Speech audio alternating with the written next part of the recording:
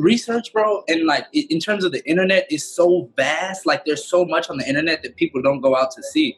You know what I mean? They censor a lot too. You know, fucking they did that fact checker shit, which is always fucking dumbass liberal companies that always push one agenda and only fact check one thing and don't fact check any other thing else, which is just clearly censorship and some brainwashing bullshit.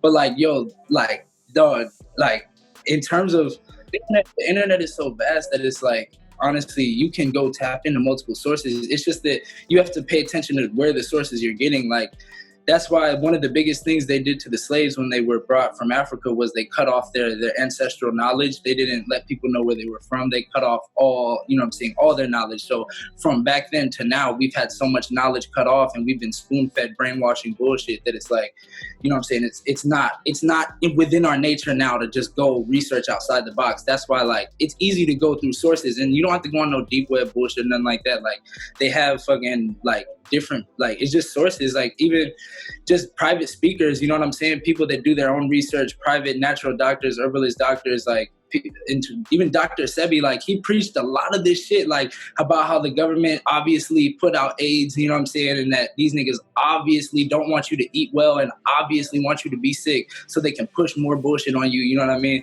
And then they killed him for it because he told people sour sop would cure cancer, all this shit. Like he told people that living alkaline is really the way, and he claimed himself as a doctor and was assassinated for it. Like that's ass, like, you know what I mean? So that's why I like feel like I gotta keep talking about this shit, because it's like, bro, you got people that fucking try to do good and die for it. Like that shit is.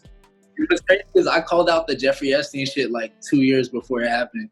Like I was ahead on that shit too. Like back in like when that shit was first like, and everybody was like, oh, like the media was like, oh, this conspiracy theory, and they put it all over the news that it was fake just to get you to dismiss it. You know what I mean? And like I still kept talking about it. And then it eventually ended up happening. You know what I'm saying? All the child sex cases and shit with them and the Clintons and everybody. And that's why Hillary's in court now. So like she's gonna get arrested too. So like I'm gonna call hers out now, because whenever she gets arrested, I'm gonna call that shit out and say I said it on this interview.